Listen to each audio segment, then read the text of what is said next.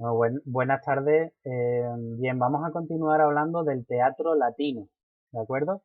Del teatro que se hace en Roma. Recordad que estamos en el tema de la literatura latina, de la literatura romana, y vamos a ver ahora, digamos, cómo en Roma el teatro es considerado un entretenimiento, ¿vale? De hecho, los ludi es un ludi más, un juego más, como los que se hacían en el anfiteatro, ¿vale? Pues también tendríamos en este caso el teatro o en el circo romano, ¿vale? Pues en este caso también una de los, digamos, de los divertimentos, digamos, de las fuentes de diversión más comunes que existían en Roma.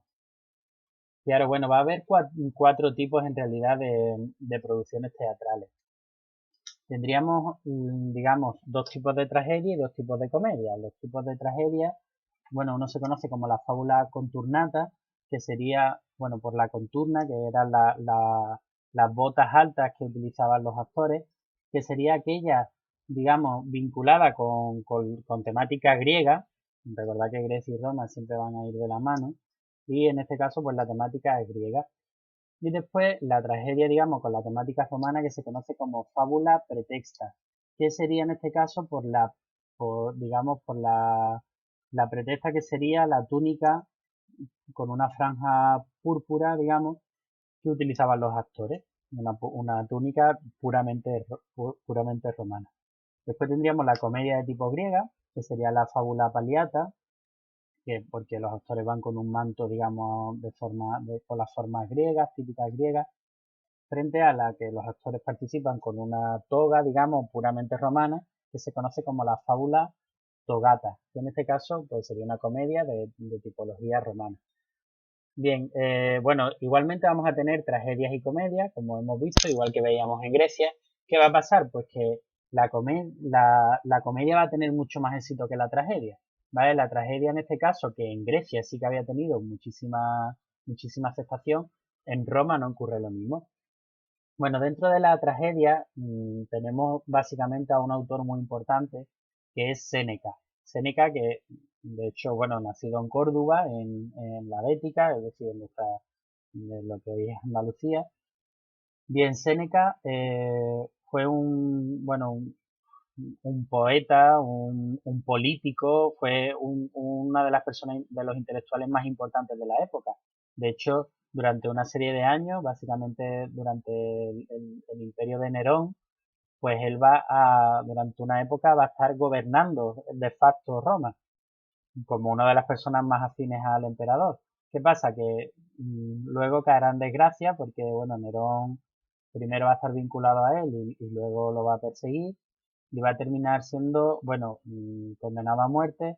Él mismo, ya os digo, después de una vida fascinante, me encantaría que pudierais leer algo sobre él, porque ya os digo, fue fascinante, pues terminará, bueno, se suicida, porque bueno, se esperaba, como era de origen noble, pues se esperaba que no hiciera falta ni que lo ejecutaran, que él mismo se suicidara con esa condena a muerte, y de hecho pues intenta cortarse las venas, no puede, intenta tomarse un veneno, no le hace efecto y finalmente como bueno era asmático pues se mete en una bañera y digamos ya por las lesiones que llevaba y por el propio vapor de la bañera pues termina asfixiando y muriendo.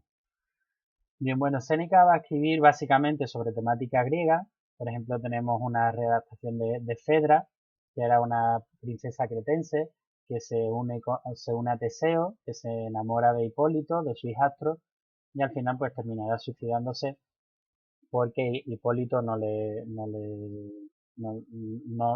quiere.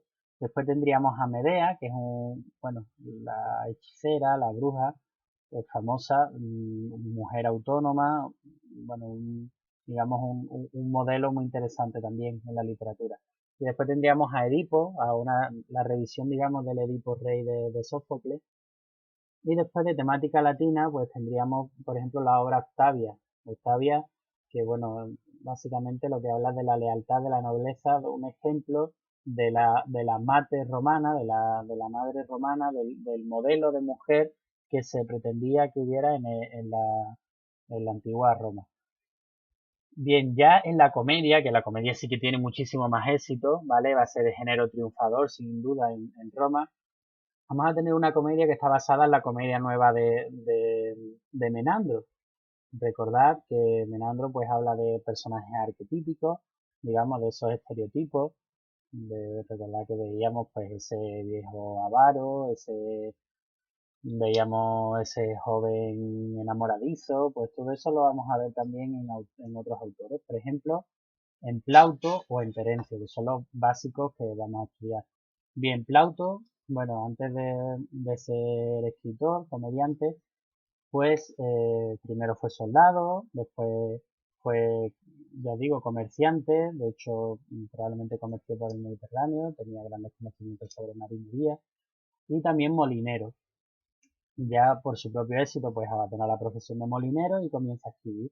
Escribir siempre obras, bueno, han llegado a nosotros 21, escribir obras sobre enredos e intrigas, por ejemplo, amor entre personas de distintas clases sociales, lo curioso, digamos, de un náufrago que, que se le pensaba que había fallecido y al final había sobrevivido, eh, el reencuentro de dos personas después de un montón de tiempo separados. Entonces, ya digo, igual que veíamos en Menandro, pues vamos a tener arquetipos, estereotipos clásicos, digamos, como es el viejo gruñón, un soldado fanfarrón, un joven ingenuo, otro enamorado, el esclavo que es más listo que su amo, digamos, estos típicos parásitos de la sociedad que sin dar un palo al agua pues siguen adelante. Entonces eso lo vamos a ver en muchos casos. Entre las obras más conocidas, bueno, está la Maroma, Los cautivos, son todas muy conocidas, pero sobre todo es conocida la Sinaria o la Comedia de los Años, en la que el viejo Demetrio, asqueado porque su mujer le domina, pues intenta quedarse con ella y quitarle el dinero de una venta de unos burros, de unos asnos que tenía.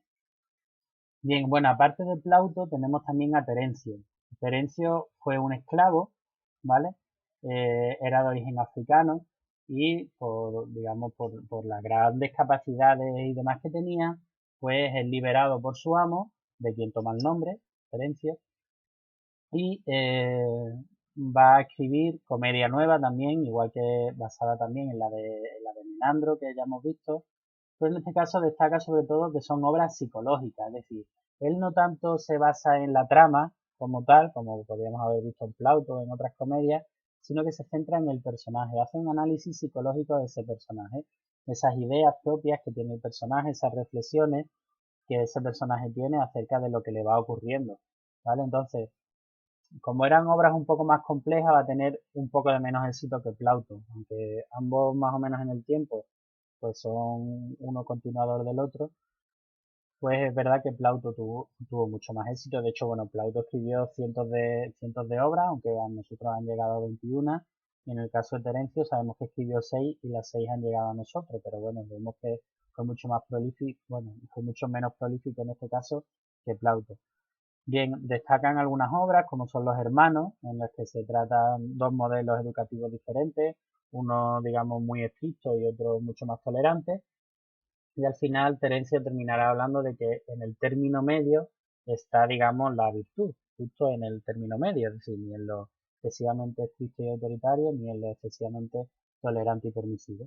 Después tendríamos también una comedia conocida que es La Suegra, en la que se habla de la figura también de una mater romana, buena, virtuosa, comprensiva, tolerante.